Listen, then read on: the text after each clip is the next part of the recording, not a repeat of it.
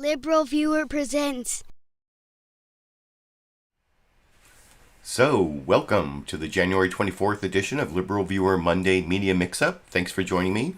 I'll be using the dozen best clips from the Sunday morning news analysis shows from the big five corporate outlets of ABC, NBC, CBS, CNN, and Fox News, the so-called corporate media here in the United States, for what should be really interesting, informative, fair use, media criticism, and political commentary show for you all today.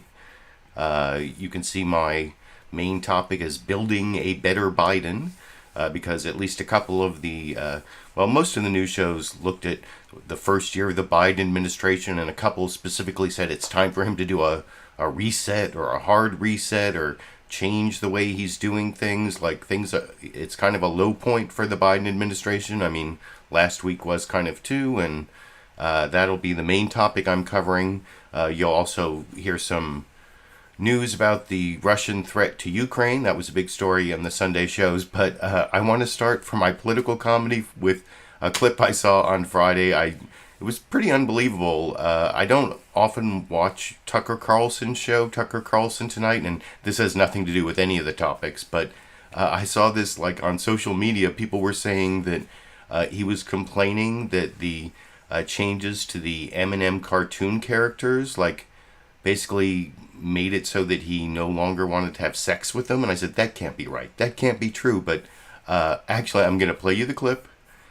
And that is kind of what Tucker Carlson was saying on Tucker Carlson Tonight last Friday. And this is the political comedy clip that I'll talk about with you a little more after we watch it together.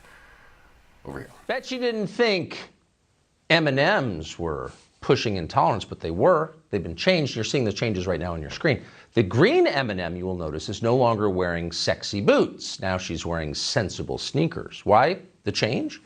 Well, according to M&M's, quote, we all win when we see more women in leading roles, because leading women do not wear sexy boots. Leading women wear frumpy shoes. The frumpier, the better. That's the rule. The other big change is that the brown M&M has, quote, transitioned from high stilettos to lower block heels. Also less sexy. That's progress. M&Ms will not be satisfied until every last cartoon character is deeply unappealing and totally androgynous. Until the moment you wouldn't want to have a drink with any one of them. That's the goal. When you're totally turned off, we've achieved equity. They've won. Meanwhile, in a nod to the burgeoning wellness movement, the orange M&M will, quote, acknowledge and embrace his anxiety. And actually, if you look at him, the orange M&M does appear very anxious. Maybe he doesn't like all the ugly new shoes he sees around him. Maybe he liked the sexy boots. Maybe the orange M&M is a secret sexist himself. We don't know.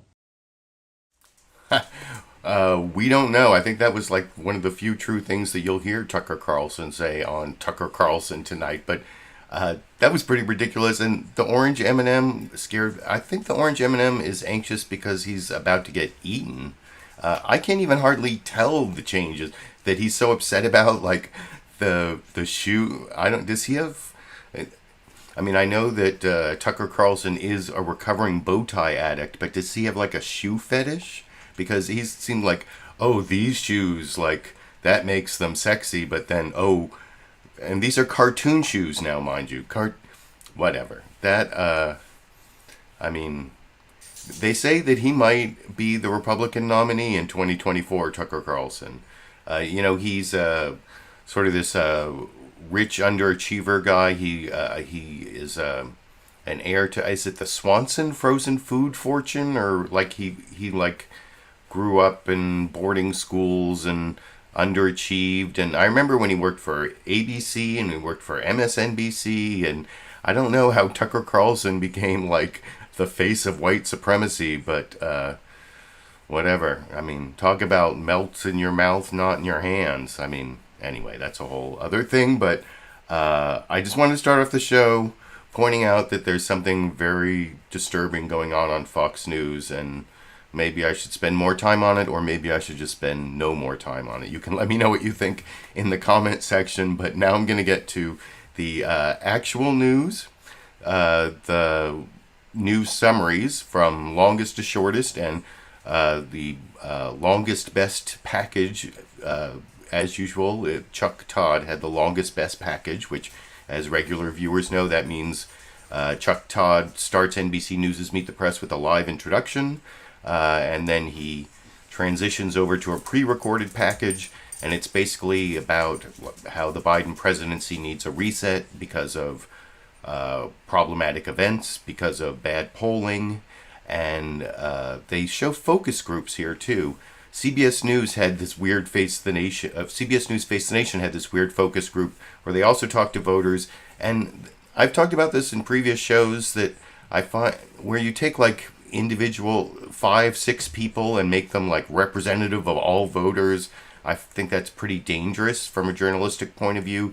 For example, I'm not going to show you the one from CBS News Face the Nation, but if you go to the sources link down in the video description, you can see the whole program split up, including that segment where they talk to people. And if you watch the CBS News Face the Nation focus group on the Biden presidency, you would think the number one problem is the price of bacon is too high. They must have mentioned that like 5 times and like had an extended discussion about how the price of bacon is too high. And you'll see price of groceries too high, and inflation does show up in this NBC News Meet the Press report. It's basically on the main topic, how we need to build a better Biden, or Biden is trying to build a better presidency because he's got a lot of problems, and I'll talk about that a little more after we watch the NBC News Meet the Press news summary together over here. And a good Sunday morning. President Biden's conference on Wednesday was designed to kick off a second-year reset of his presidency. Recapture his political identity, if you will. But our new NBC News poll suggests Mr. Biden does need a reset because he's lost his identity a bit. He's no longer seen as competent and effective. He's no longer seen as a good commander-in-chief, or perhaps most damaging, as easygoing and likable. In fact, just 5% of adults say Mr. Biden has performed better than expected as president. One of the many lowest firsts and fewests in our poll. And as we kick off our Meet the Midterms coverage heading into November, the NBC News political unit developed what we're calling a midterm meter. It's based on previous election cycles. And it's basically 3 poll numbers you need to know best. I'm going to start with perhaps the most important number to understand the direction of the midterms. It's job approval here.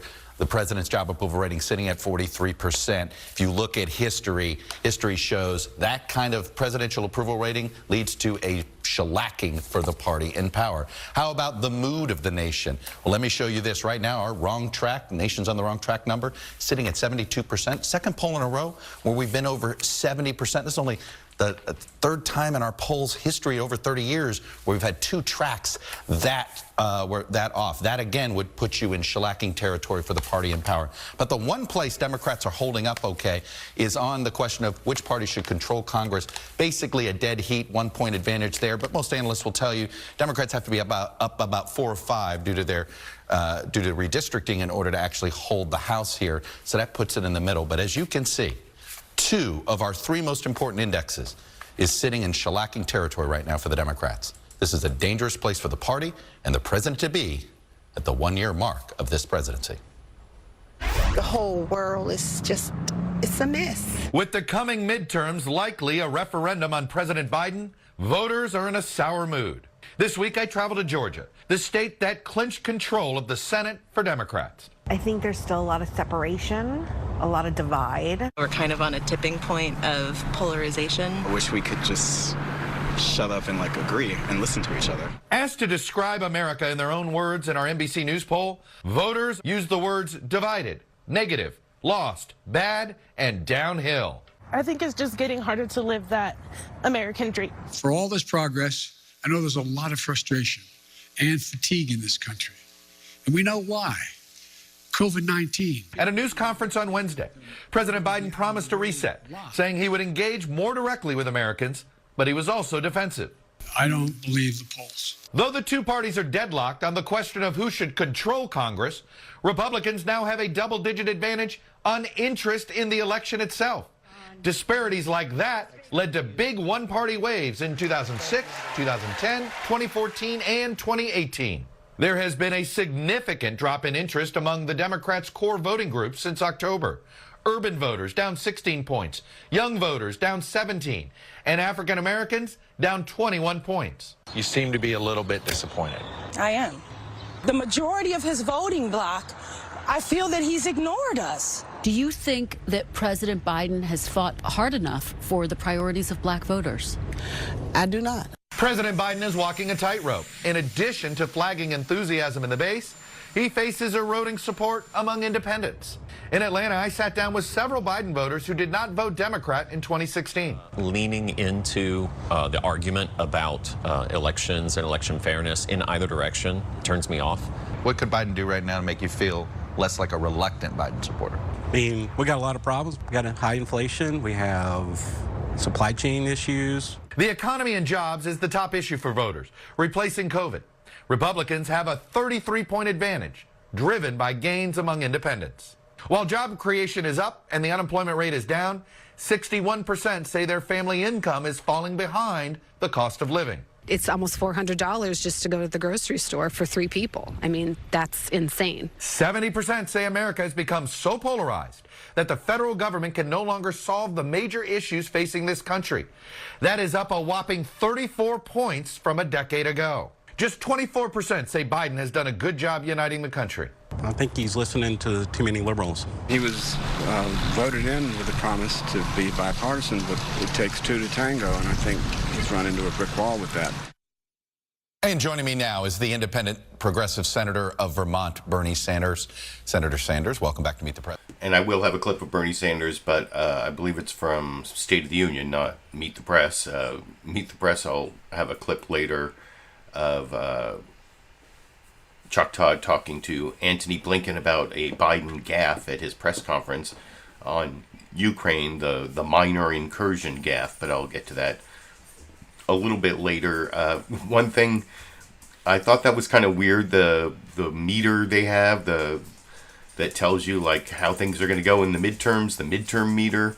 That on like the really bad side was shellacking. I was reading the live comments along the way. I saw this comment. If I really am bad at pronouncing people's names, but is it Natas Krod?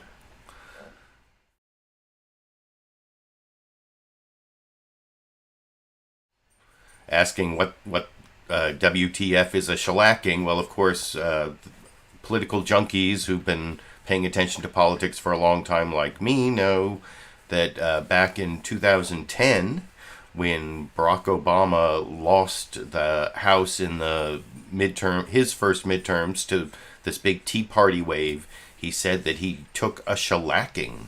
He went up and admitted it, and people have compared that to when Trump lost control of the House and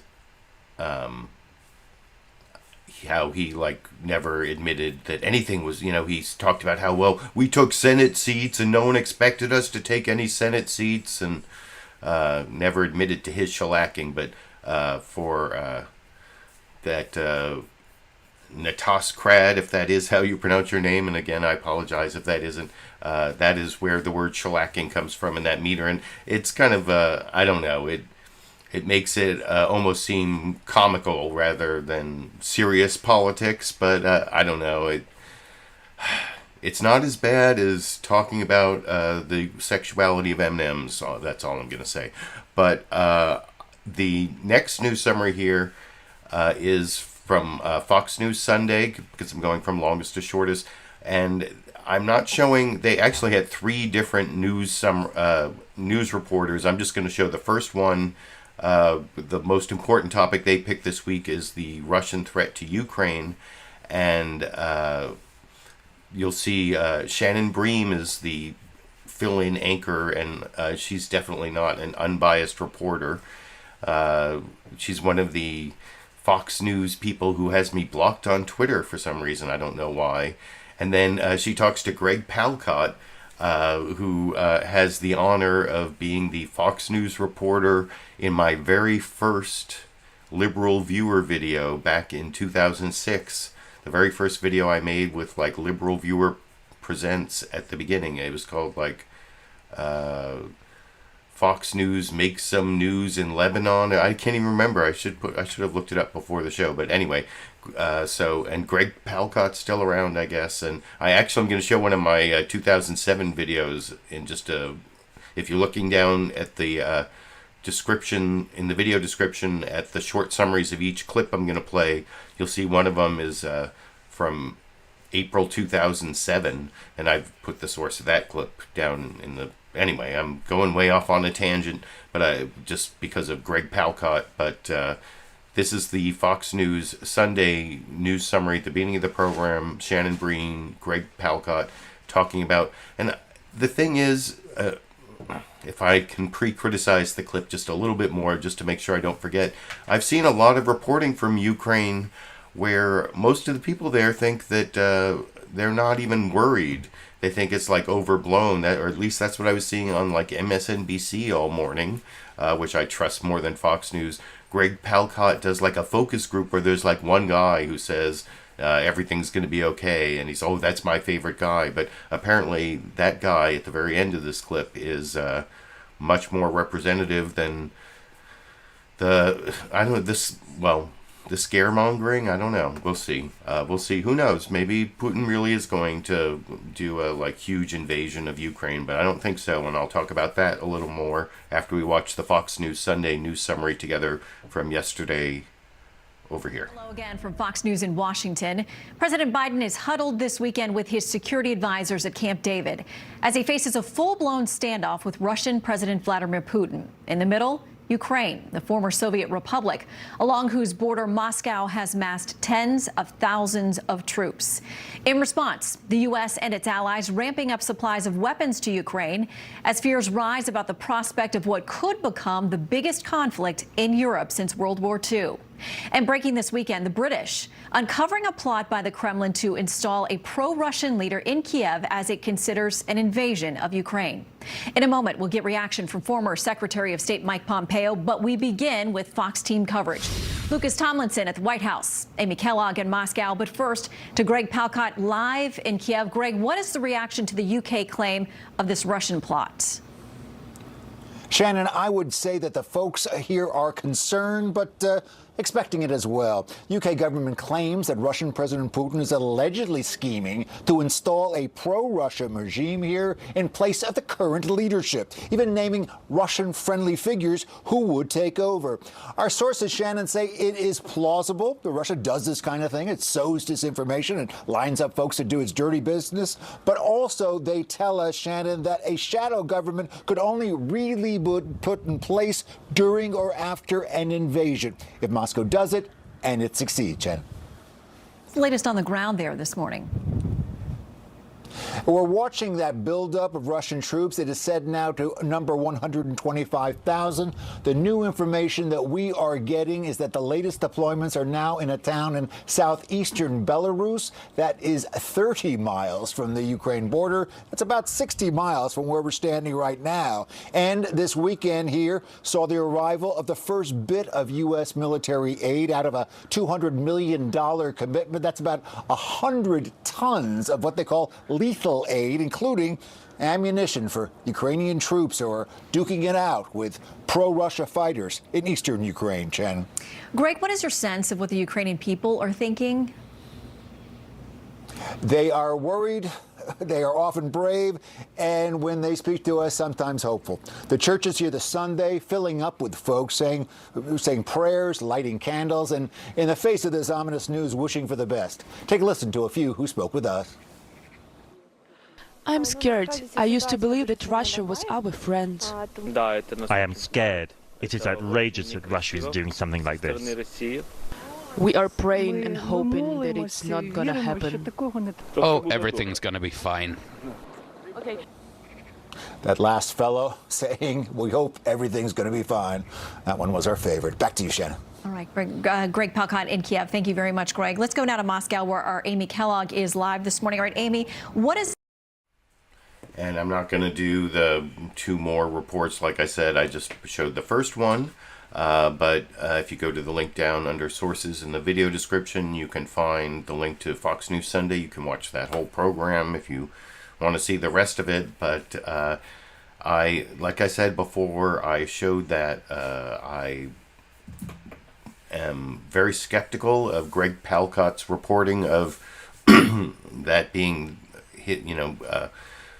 his accurate sampling of Ukrainian public opinion. I don't think it is accurate based on other reporting where, I mean, they feel sort of like disconnected from the struggle going on between Europe and Russia and the United States, where they often are not included in negotiations, and they don't have a lot of power. They don't have a lot of agency in something that really affects them. But they also, I was going to talk about this when I get to the minor incursion thing.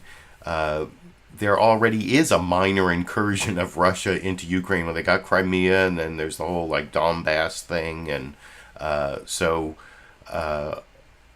it's not like they aren't already under threat of war for years, and I think that's why the fear of the Ukrainian people, I think, is hyped there. And by the way, my skepticism of Greg Palkot goes all the way back to, I believe, July 2006. I found, here's a screenshot of that video.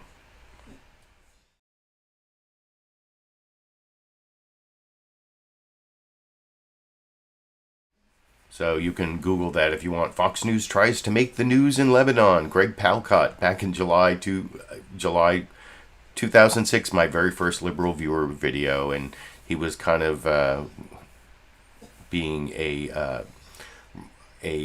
advocate and a pro-Israeli advocate in that case, and here sort of I'm not sure what they're advocating for, just the fear that the Biden administration has caused because Biden's such a bad president. And you'll see, I saw some of the live viewer comments talking about Mike Pompeo, the Secretary of State under Trump, is a guest on Fox News Sunday, and I have a clip of him talking about the minor incursion comment and not really talking about like all the terrible things Trump did, like the Helsinki thing. That was July 2018, I believe. I made a special live stream after Trump's disastrous press conference in Helsinki with Putin, where he was like asked, why, did he confront Putin about Russia interfering in the election? He said, I don't know why he would, or whatever. And then they had to like walk it back later and say, oh, he meant I don't know why they wouldn't have, or whatever. Like, I meant the opposite. Not, or whatever. But that was like a real low point for U.S.-Russian foreign relations, I guess, or at least for for American foreign policy under the Trump administration. And there didn't seem to be any sort of remembrance or recognition of that on Fox News Sunday. And you'll see that when I get to the Mike Pompeo clip. That's clip number 10. But before I get to that, I have to finish the news summaries. And the next one is ABC's This Week with George Stephanopoulos.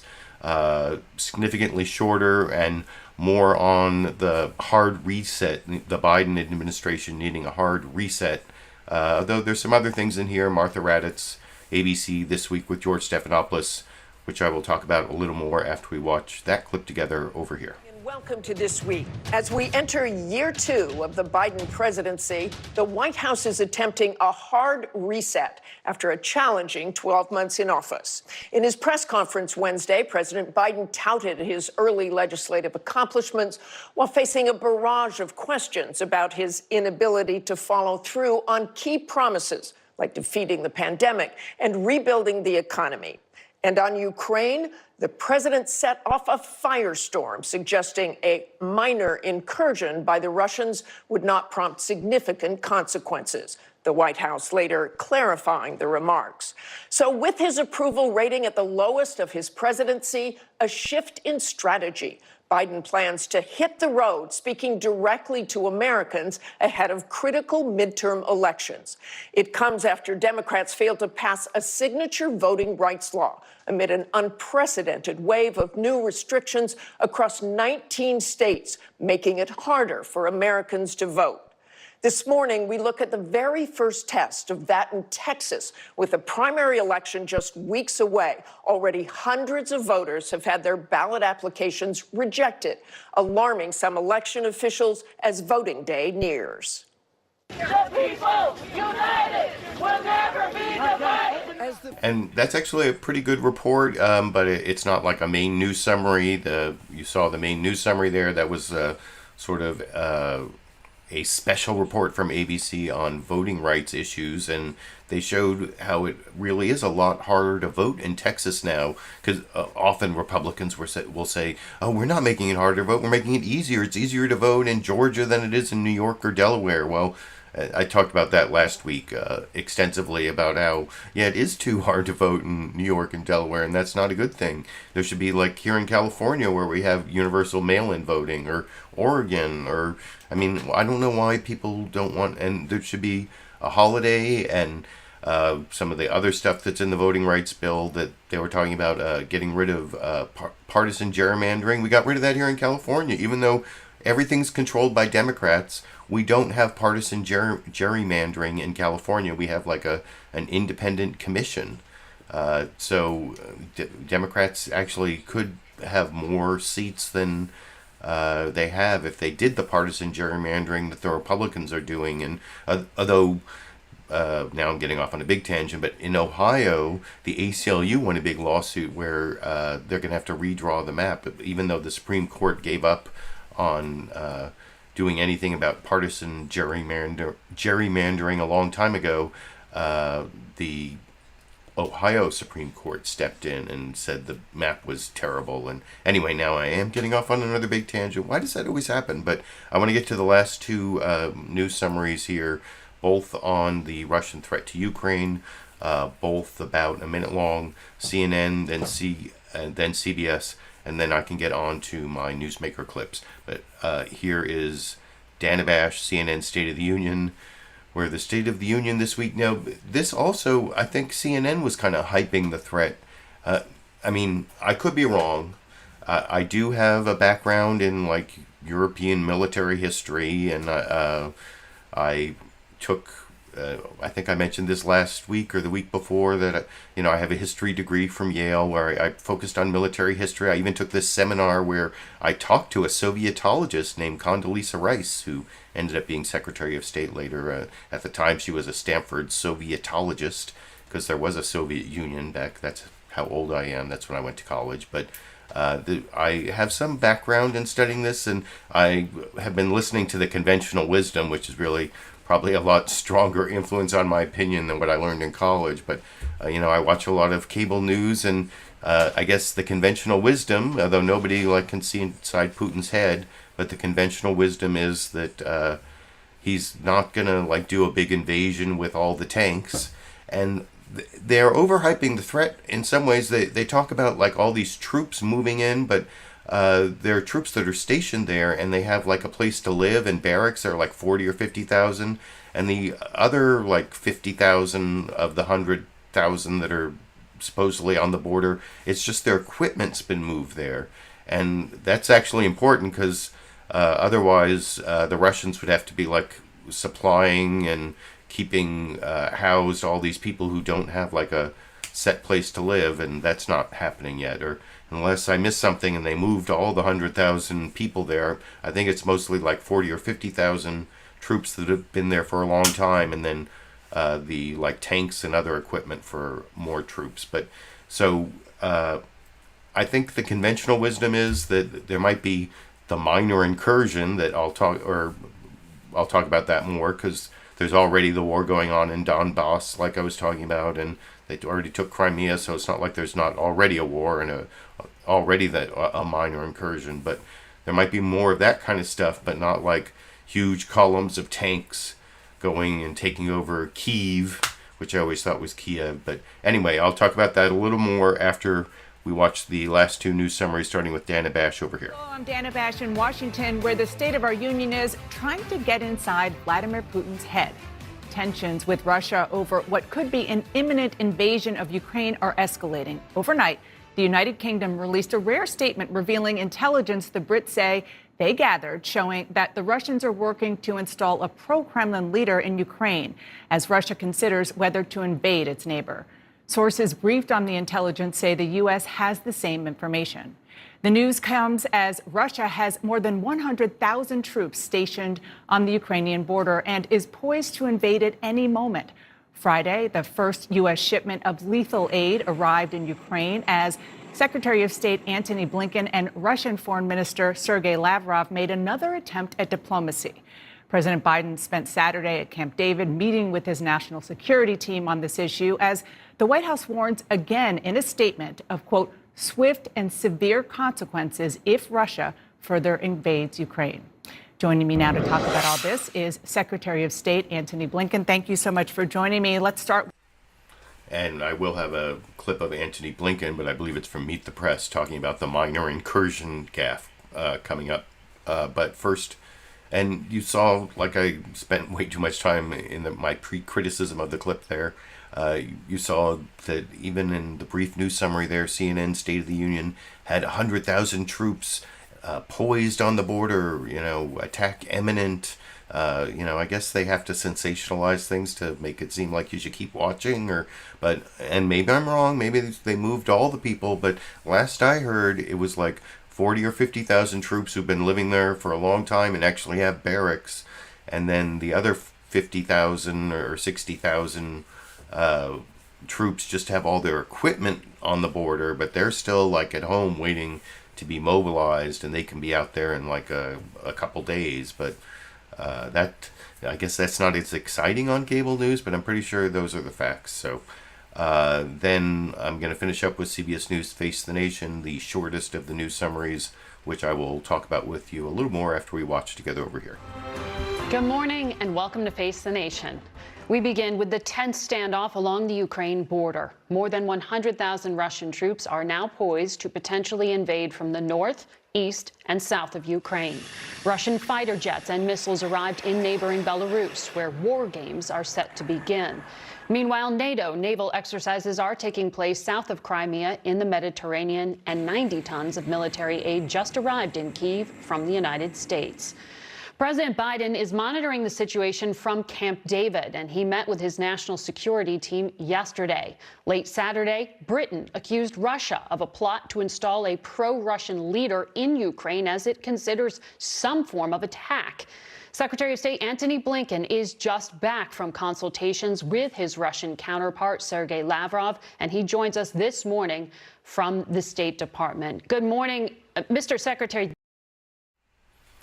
And like I said, I will have a Secretary of State Antony Blinken clip, although from Meet the Press coming up, that's clip number 9. We just watched clip number 6, which I think the shortest of the news summaries, also possibly overhyped the Russian threat to Ukraine, imminent, although I couldn't tell where all those little red dots that were the troops poised to invade, if some of those were troops still at home.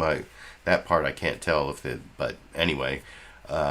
That is the last of the news summaries, and I'm going to talk a little bit more about Ukraine because 2 of the clips I'm using in my Building a Better Biden topic have to do with the gaffe that Biden made at his press conference. He had this press conference that was supposedly the longest presidential standalone press conference in history. I think it was 1 hour and 54 minutes. I watched the whole thing, but it's kind of surprising he didn't have more gaffes, and I'll talk about that in a minute. But the real pivot, the real reason why he has to do the reset that you heard on NBC News Meet the Press, or the hard reset that ABC was talking about, and why they have to change how they're doing things, is they've kind of run into some roadblocks on their legislative agenda. They got the American Rescue Plan, which was a big deal, trillions of dollars that went out as a response to COVID, and is one of the reasons the American economy is, along with some of the stuff passed under Trump, is one of the reasons the American economy is doing better than a lot of other economies, because there was so much stimulus passed through Congress in the end of the Trump administration, the beginning of the Biden administration, although it was bipartisan in the Trump administration, but only the Democrats did the American Rescue Plan, and then there was the bipartisan infrastructure deal. But since then, if you've been watching or paying attention, Build Back Better got kind of killed by Joe Manchin, and then Joe Manchin and Kyrsten Sinema both are in favor of voting rights legislation, but not doing anything about the filibuster that's preventing it. And you saw some of that detailed in the news summaries about the Biden administration's problems. And Dana Bash briefly talks about that, and then especially about Build Back Better, talks to Senator Bernie Sanders about how they're going to deal with the problems they have in the Senate. And he has some ideas about basically cutting things up and making people vote on them, and see where they stand and where, which parts of the Build Back Better bill have enough majority support to pass, although I don't know if they lose their ability to pass it with 50 votes through reconciliation when they break it up. That never really got discussed, and I'm not sure that they do. But this is something that President Biden talked about in his news conference, about cutting up the Build Back Better bill into chunks, and that is what Dana Bash discussed with Senator Bernie Sanders in this clip I'm about to show you, though I cut out some part in the middle where they talked about how Senator Kyrsten Sinema has been censured by the Arizona Democratic Party, probably can't run for re-election as a Democrat in Arizona, or at least not with the support of the party. That's a kind of a big deal. And she apparently only has like 15% support amongst Democrats in Arizona at the moment. Although I saw some other polls, she might be doing better overall than Mark Kelly, so maybe she's going to leave the Democratic Party. I don't know what her strategy is, but that just like occurred to me, and I'm sure it occurred to a lot of other people. Maybe that's her whole plan, or she's trying to be like a John McCain maverick in Arizona. I don't know. But anyway, here is Dana Bash talking to Senator Bernie Sanders about building a better Biden administration legislative plan over in this clip. All hoping for a better 22, but for President Biden, the year hasn't started off so well. His two major policy priorities, Build Back Better and election reform, are stalled in the Senate. And this week, the president floated an alternative way to get some of the social safety net priorities passed by breaking it up into smaller pieces. Is that doable? Here with me is the man who would write those bills, Budget Chairman, Independent Senator Bernie Sanders of Vermont. Thank you so much for joining me, sir. So here we are 1 year into the Biden presidency. Those two key priorities are stalled in the Senate, the social spending bill and climate bill, the election reform legislation. It's because Senators Joe Manchin and Kyrsten Sinema won't get on board. How frustrated are you? Well, it's not only those two. It is 50 Republicans who have been adamant, not only in pushing an anti-democratic agenda, but also opposing our efforts to try to lower the cost of prescription drugs, trying to expand Medicare to include dental, hearing, and eyeglasses, to improve the disastrous situation in home health care, in child care, to address the existential threat of climate change. You got 50 Republicans who don't want to do anything except criticize the president. And then you have, sadly enough, 2 Democrats who choose to work with the Republicans rather than the president, and who have sabotaged the president's effort to address the needs of working families in this country. Is it frustrating? It sure is. But my view, Dana, is we need a new direction, a new approach in the Senate. I think after 6 months of negotiating, so-called negotiating behind closed doors with Senators Manchin and Senator Sinema, we need to start voting. We need to bring important pieces of legislation that impact the lives of working families right onto the floor of the Senate. And if the Republicans want to vote against lowering the cost of prescription drugs, climate change, home health care, whatever it may be, and if the Democrats, 2 Democrats want to join them, let the American people see what's happening. Then we can pick up the pieces and pass legislation. So I want to get but the current course of action, I'm sorry, go ahead. No, I want to get to more of that and really drill down on what you mean by that in 1 second. But Okay, let's go back to the notion of how you're going to do what President Biden talked about, passing what he called big chunks of the social spending and climate plan. You say you want every senator to vote. Can you specifically talk about how you're going to, or you want to go about doing that? How can you get these things, not just to have political votes to show that Republicans are against it, but more importantly, how can you pass at least the bare minimum of what you think you can? Well, I think Donna, what's most important is that the ideas that we are fighting for are enormously popular, 70, 80% of the American people want us to Medicare to negotiate prescription drug costs. People want to expand Medicare. People want to deal with the crisis of climate. So what we are talking about is what the American people want. And I think when you bring bills on the floor, we have allowed the Republicans to get away with murder. They haven't had to vote on anything. Now, if they want to vote against lowering the cost of prescription drugs, expanding Medicare, dealing with child care, dealing with housing, let them vote. And let Manchin and Sinema decide which side they are on.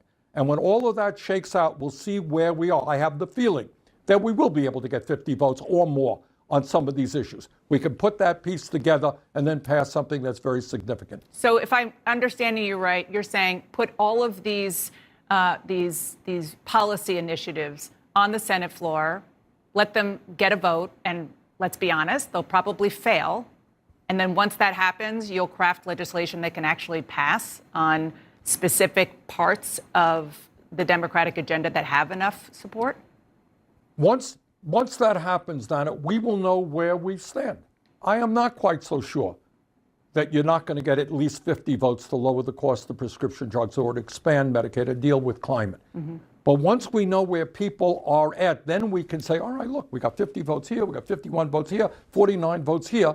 Let's do it. But what has bothered me very much is the Republicans are laughing all the way to Election Day.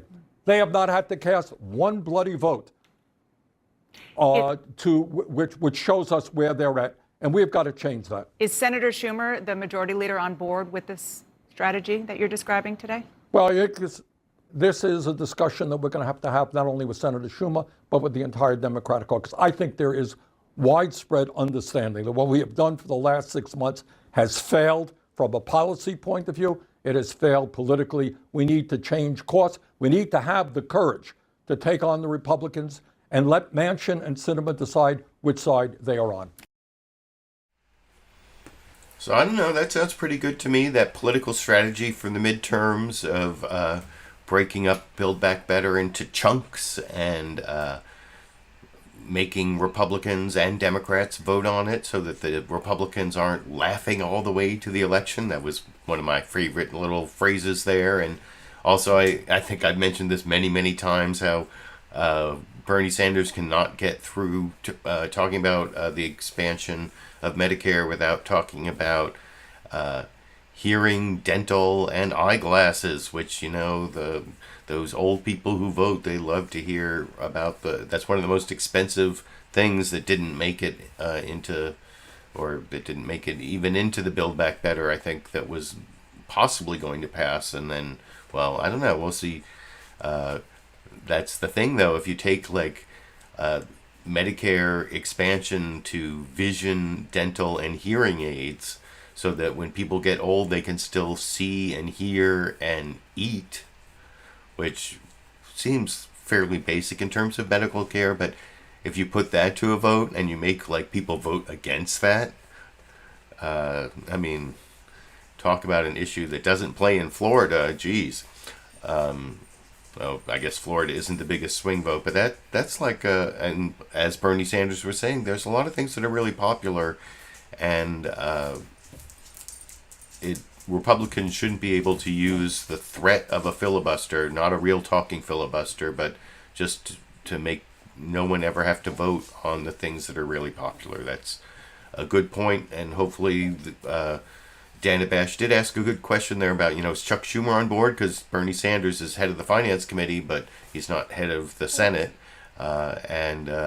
Sounds like there's some work to do convincing the Democratic caucus to go along with that strategy. But like I said, it sounds good to me. You can let me know if it sounds good to you. down in the comment section, and that sounds, at least legislatively, like a way to build a better Biden administration strategy, which is kind of the topic of the video. But then the other part is they're talking about getting Biden out there more. You heard that in the news summaries, and they tried it out for the first time with this big hour, 54-minute news conference last week that I talked about, and you saw some news coverage on that. And one of the things that happened that was supposedly so bad was the Biden gaffe, where he said something about how we'll have to see if what Russia does is a minor incursion. And some people, like, they jump on any little mistake that Biden makes or any gaffe he makes as, like, evidence that he is getting senile or demented or whatever. But what people do not remember about Joe Biden, and if you're a longtime political junkie like me, that's one of the benefits you get from watching my show, is that I actually was involved in politics when Joe Biden ran for president in 1988. I remember when he had to drop out because it turned out that the speech he was making about being the son of coal miners or whatever was plagiarized from British Labour leader Neil Kinnock. Neil Kinnock. Where else on the internet are you going to get someone to tell you about Neil Kinnock, huh? Answer me that. But also, I happen to have been making YouTube videos so long. I was showing you the one from Fox News Makes the News in Lebanon, or tries to make the news in Lebanon, that back in April 2007, I made a video about Biden being a gaffe machine. That when he was running for president in 2007, you know, for when Obama won in 2008. And it's only 1 minute and 41 seconds, so guess what? As a special treat, oh, and before I get to the special treat, I should thank Lulu Girl for the super chat contribution.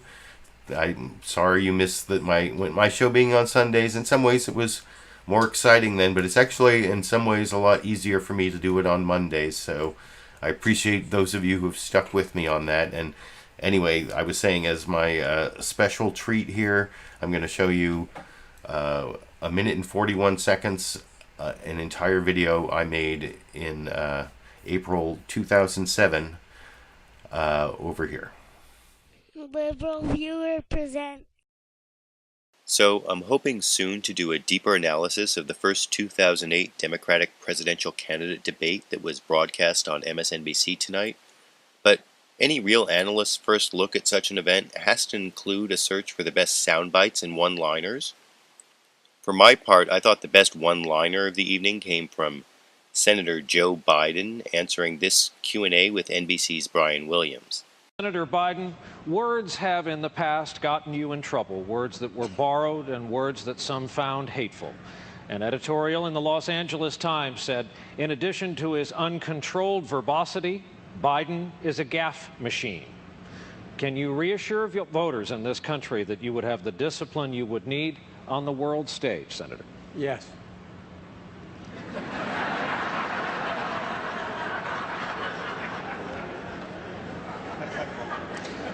Thank you, Senator Biden.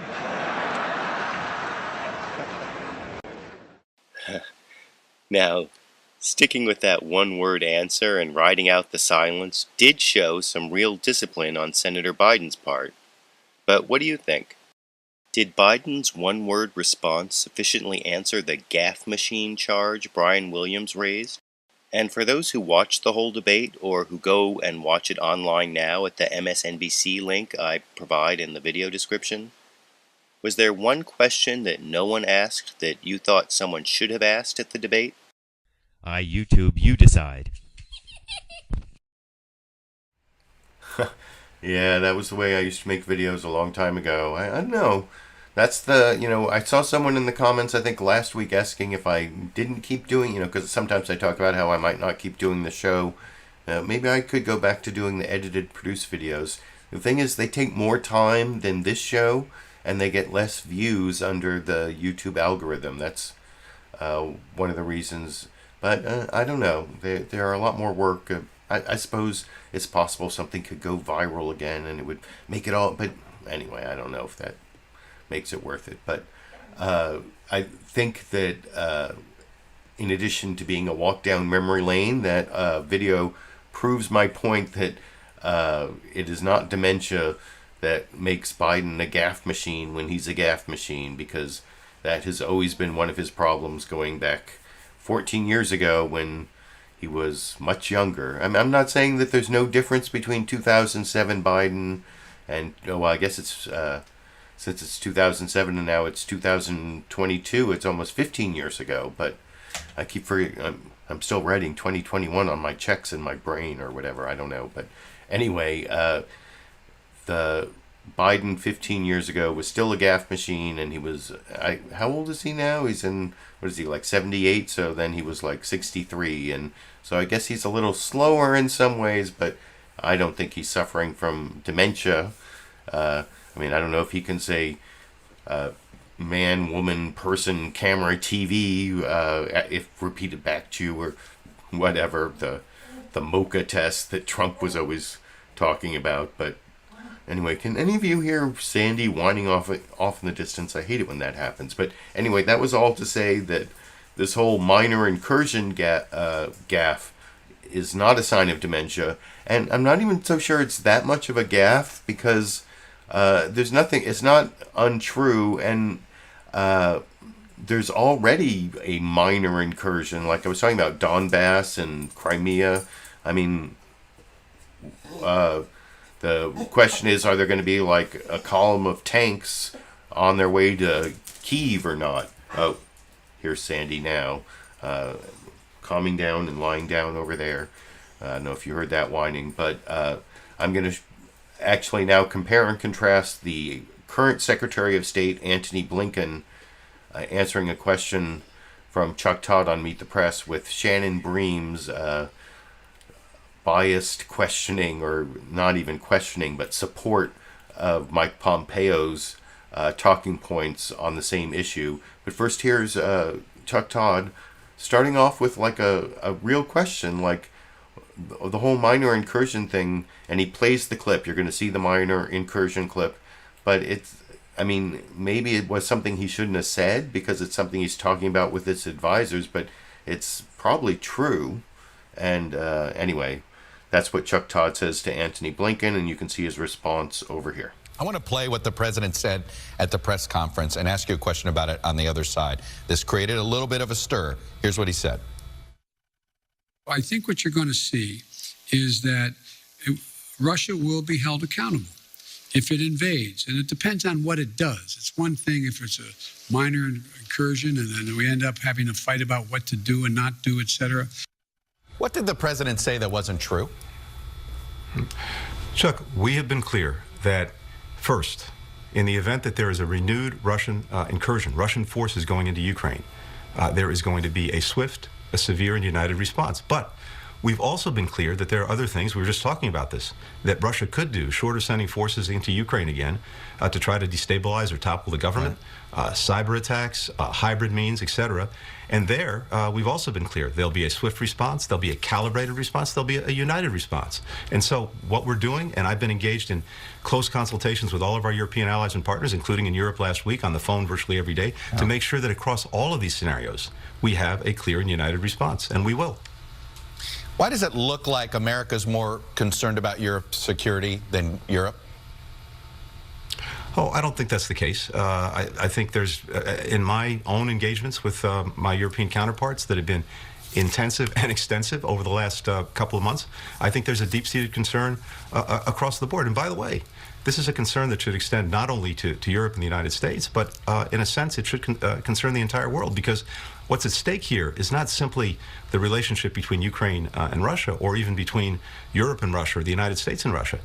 What's at stake here, Chuck, are very basic principles of international relations that have kept peace and security since the last world wars and the Cold War. The idea that one nation can't simply change the borders of another nation by force, that it can't dictate to that country its choices with whom it will associate, that it can't exert a sphere of influence to subjugate its neighbors to its will. That's what's at stake here. And if you let that go unchecked, that opens a Pandora's box that countries far away from Europe will take into account. Look, I want to bring up Germany specifically because they're the head of... I had to keep it playing for that second part there because it always cracks me up when a U.S. Secretary of State says, something about how some other country can't like have a sphere of influence or like change borders by use of force. Like, have you studied U.S. history for the last 50 years, 100 years? Like, do we have a sphere? Did Trump just like or make the Mexican government move their troops to their southern border to make him look tough on immigration? Do we not have a sphere of influence to our south in the United States? Very strong sphere of influence on some countries, and there are a lot of, well, I mean, we stopped like united Central America from forming. Talk about the filibuster. You should look up what the filibuster used to mean back in the 19th century. A filibuster, there was like some guy, what was his name? Was it like William Walker? Something Walker. Some like American who went and took over Nicaragua, and that's what a filibuster was back then, where like they would, this is my study of military history as an undergraduate. I remember learning about U.S. intervention in Central America and the Caribbean. That was one of the courses I took, and I think his name was William Walker, something Walker, and he did a filibuster in Nicaragua, which is like a foreign, like private American forces going and taking over a foreign country. That was what a filibuster used to be back then. But anyway, now I'm going off on a big tangent. But of course, Chuck Todd never followed up on. I mean, did we change the borders in? Did we go and do stuff in Iraq? And Syria? Have we used force to change borders in Syria? What about in the Balkans? I mean, anyway. Chuck Todd did not follow up on that one. He didn't even really follow up that well on his first question, which was pretty good. That's one of the things I've said about Chuck Todd. My criticisms is that he's like well prepared, but then he doesn't know like his follow-up questions after listening to what the person said and like trying to like integrate what he knows into what the person said. He's not as good at like. Why didn't they ever mention what's already going on in Donbass in terms, he said it's true, there's already what Biden said about a minor incursion, we have to worry about what to do then, and there already is more than a minor incursion of Russians in the Ukraine. So anyway, that's my criticisms of Chuck Todd. But this next clip, first, I'm going to show you where the whole minor incursion thing is brought up by Mike Pompeo, and then Shannon Bream is like all ready for it and lifts up his talking points on it. But by the end of this clip, last time I watched it, I think Mike Pompeo thanked Shannon Bream for playing the clip. Chuck Todd played the clip, but I don't think Fox News ever played the clip unless it was like earlier in the program or something. I don't know what he's referring to. But remember what I said about Trump's press conference in Helsinki with Putin, where he basically looked incredibly weak and sided with Putin over his own intelligence services and didn't react to Russian interference in American elections. And that obviously never comes up, but is like the question, the elephant in the room, the Republican elephant in the room that never gets talked about in this former Secretary of State clip being, given PR treatment by the Republican propaganda network Fox News over here. What President Biden called a minor incursion, it reminded me, Shannon, of when President Obama called ISIS the JV, right? Same kind of downplaying of risk. When he talks about a minor incursion, this could cause an awful lot of lives to be lost, not only in Ukraine, but in other places in Europe, and energy prices to skyrocket all across the world. So when the president made that comment, it certainly got a lot of attention nationwide. The suggestion that a minor incursion would invoke a lesser response from the U.S. potentially. Ukraine's president, without mentioning the U.S., tweeted this in part: "We want to remind the great powers that there are no minor incursions and small nations." President Biden made some attempts to clean that up. Here's one of them. I've been absolutely clear with President Putin. He has no misunderstanding. If any assembled Russian units move across the Ukrainian border, that is an invasion. So the earlier comment makes it sound as if the U.S. assumes Russia is going to do something. Is this lack of clarity hurting our ability to negotiate? You know, Shannon, if you listen closely, even to President Biden's attempt to clean it up, he said if there's any assembled units, we need to be unequivocal when one speaks in diplomacy, especially in the age of cyber and space and true capabilities that exceed what we had seen during the time of World War II. If there's room for doubt, if there's space, Vladimir Putin will drive a truck through that gap. He will perceive any weakness, any gap. He'll say, well, we didn't send an assembled unit, it was disorganized. These are the kinds of things that are listened to very closely. You could tell by the response of President Zelensky. He listened to very closely. We had deterrence for 4 years. Vladimir Putin didn't do these kinds of things. He didn't threaten. He didn't use coercive activity to try to push back on NATO in the way he did. We made sure NATO was focused on its mission. And when we did that, Vladimir Putin respected us. We had respect for him and his power. He's a very talented statesman. He has lots of gifts. He was a KGB agent, for goodness sakes. He knows how to use power. We should respect that. And if we did that, we could make sure we do the things that are right for the American people and reflect well on our country's history and traditions and pushing back and making sure that Europe and the Western world stood together. So your successor, Secretary Blinken, said just moments ago, if one more Russian force goes into Ukraine in an aggressive way, that would trigger a significant U.S. response. What does that telegraph to you? What kind of response? That's a much stronger statement than the one that you just played for me from the president. I hope they're serious about this. I hope they are prepared not only to speak about this and that they have a plan, but they have an execution matrix that sits underneath that so that they are prepared to actually do this in real time and it doesn't take days of meetings and discussions with allies and friends, that there is a plan to execute a response that is commensurate with the activity that the Russians take. These are the kinds of things that reduce risk, Shannon. It's how we prevent there to be a significant outbreak of conflict and war in Europe. America can lead. We can't lead from behind. We have to be the leader. We should be flying weapons and systems into Ukraine every single day, making a demonstrable commitment to the Ukrainian people who have demanded the simple thing to have their own sovereignty and democracy in their country. Okay, just months ago, we had a disaster. Okay, so that was my mistake. Actually, when he referred to the clip you played for me, it was the clip where Biden says unassembled units or says assembled units. Although when I heard the assembled units clip, it didn't register to me because it seemed like they were talking about the troops massing on the border, the assembled units. But and then the unassembled are like non-regular units that Mike Pompeo was talking about there. That also makes you think about the irregular forces in the Donbass. Why? And which of course Shannon Bream never makes up and never brings up and didn't bring up anything in response to Mike Pompeo talking about what great respect Russia had for the United States under the Trump administration, the whole Helsinki fiasco I was talking about earlier, not brought up, but seemed like a very friendly interview is the point I'm trying to make. Now, I've shown you possible foreign policy problems that Biden needs to build a better Biden presidency for, possibly, and you heard about the problems with Afghanistan. We've covered that.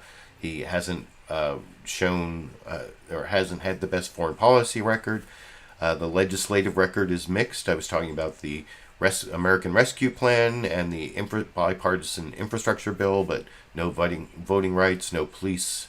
I didn't mention this before, but the George Floyd Justice and Policing Act never made it through. Voting rights haven't made it through, and Build Back Better. But it's actually the lack of return to normal and the ongoing COVID epidemic that really could be hurting his numbers the most. And along with maybe inflation. But the thing is, those two things could be the most transitory, and you can get in trouble for saying inflation is transitory. But what I'm saying is, in terms of the midterms, those two issues that are holding Biden down right now might possibly go away. And that's something ABC covered. Martha Raddatz does a brief introduction And then they have a 538's Nate Silver doing, it's kind of a weird thing that 538 has done. You know, they're known for polling, but then he's also gone like over into the realm of COVID data.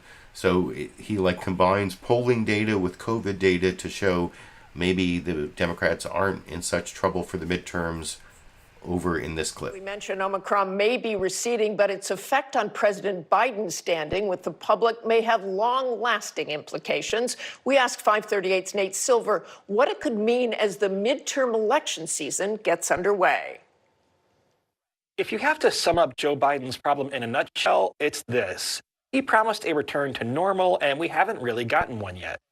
The biggest part of that is COVID, especially in the wake of the Omicron variant. In the most recent Ipsos poll, 52% of Americans said either that they never expect their lives to return to their full pre-COVID normal, or that it will take more than a year. That's actually the most pessimistic that Americans have been at any point in the pandemic. It also may be why, in a new poll this week, 36% of voters say Biden has done a worse job of being president than they expected, as compared to just 5% who say he's done better. Meanwhile, Biden's overall approval rating, which initially declined late this summer as the Delta variant surged, has now fallen to 42% in the 538 average, the lowest of his presidency so far. But there is a potential silver lining here for Biden and the Democrats. Early indications are that Omicron will come and go pretty quickly. Scientists initially observed this in South Africa. It took only about 3 weeks from when the WHO first named the Omicron variant on November 26th, the highest day of cases, on December 12. And we're also seeing this in New York City, where cases have already fallen by well more than 50% from their peak just 2 weeks ago. Now, I won't try to predict what comes next after Omicron. Still, Americans are so pessimistic about COVID now that if you're playing the odds, the situation is more likely than not to improve. So while I think Democrats are in plenty of trouble for the midterms, I don't buy that Omicron necessarily dooms them. It may even provide an exit strategy from the acute phase of the pandemic to a more endemic one where life is more normal again. We'll hope for that. So I don't know. That's like some possible good news on this bad news program for the Biden presidency. But if he builds back a better Biden, or building a better Biden, and just gets lucky with the COVID epidemic, and just for the final newsmaker clip to support that idea, here is Dr. Scott Gottlieb on the board of Pfizer over on CBS News Face the Nation, one of their regular guests, sticking by his prediction that we're getting back to the office in February, though he kind of says beginning of March. Beginning of March, he sort of undercuts his own prediction, but that's over here. CDC says case numbers are coming down. You said we'd be back in person in the office in February. Do you stick by that timeline? Yeah, I think that timeline's still intact. You're seeing a lot of businesses make decisions to do return to work March 1st because I think they want to give themselves a cushion, especially having been surprised before. You're seeing cases come down very rapidly in the East Coast, the states that were the early outbreak states, Florida, the Mid-Atlantic, New York City, Chicago, Los Angeles. This virus is spreading to the Midwest. You're seeing cases pick up in states like Montana, Wisconsin, Minnesota, Wyoming, Idaho. So it's not done yet across the United States. There's still states that are probably in the thick of this. They have another week, maybe 2 weeks to go until they peak and start to come down. But in places like New York, New Jersey, Connecticut, Washington, D.C., you're seeing cases decline very rapidly. And I think that thesis around a February return is intact. Well, it's not intact if he says March 1st, and he says they're giving themselves a cushion. I think he was giving his prediction a little bit of a cushion there. But I hope Dr. Scott Gottlieb is right, and that makes Nate Silver right about the lessening of COVID being the thing that sort of revives the Democrats for the midterms. COVID is actually in a lot of ways responsible for some of the economic problems, so it could all get better, and maybe the Democrats will be on the upswing. That's why it's a long time politically till the November elections. That's just something I wanted to end on. I have a meeting that starts right now, but I did promise a bonus Dash and Sandy clip, the Dandy clip for the Dash the cat and Sandy the dog fans out there. This is how they often, I spend so much of my time letting the dog in and out, letting the cat in and out, and sometimes I do it at the same time, and they sort of come into brief contact as they did this morning while I was watching Morning Joe, which you hear in the background over in this clip. to take place across the street here from 30 Rock in New York City in St. Patrick's Cathedral. A 22-year-old police officer who was trying to help a family situation and died in the middle of it. Munir, I got to tell you, it's awful. And there you go. Like I said, I have this meeting at 5. I told you all about this district attorney candidate debate I've been helping plan. It happened over the weekend. If you go to youtube.com/liberalviewer and click on the community tab, I've actually posted, or it's actually youtube.com/ACLU-SAC. That's it's the ACLU chapter that I co-chair, co-sponsor the debate. You can go there.